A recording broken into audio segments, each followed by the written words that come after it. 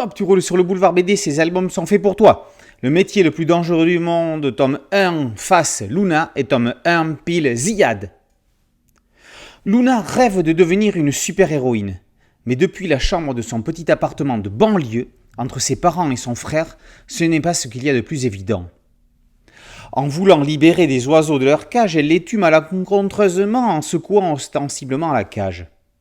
Luna s'ennuie. Son père sort de ses gonds, il lui faut une activité extrascolaire. Elle va faire de la boxe. Un beau jour, en sortant amochée de l'entraînement, elle remarque une petite annonce.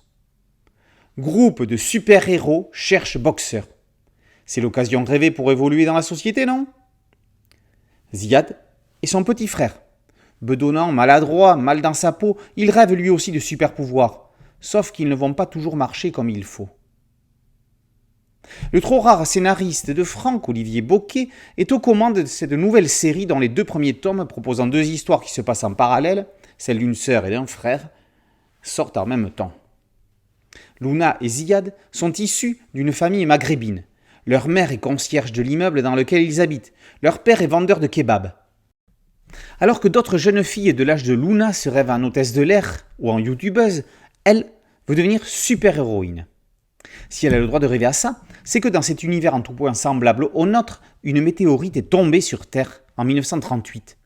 Elle s'est disloquée, des fragments ont atterri un peu partout. Chaque être qui touche un de ces morceaux se voit conférer un pouvoir surnaturel, tout aussi divers que faire repousser des membres amputés, devenir lumineux, liquide ou géant, ou bien encore être télépathe. Ce ne sont que quelques exemples. Luna mettra-t-elle la main sur un morceau de météorite? Ziad réussira-t-il à s'épanouir?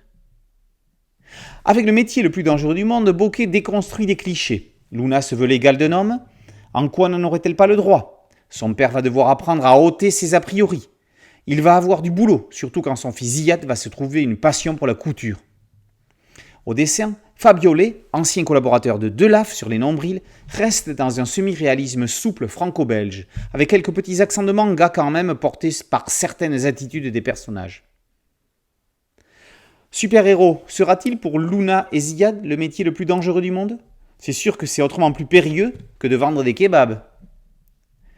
Le métier le plus dangereux du monde, tome 1 face Luna et tome 1 pile Ziad, par Bocquet et Lé, sont parus aux éditions Dupuis.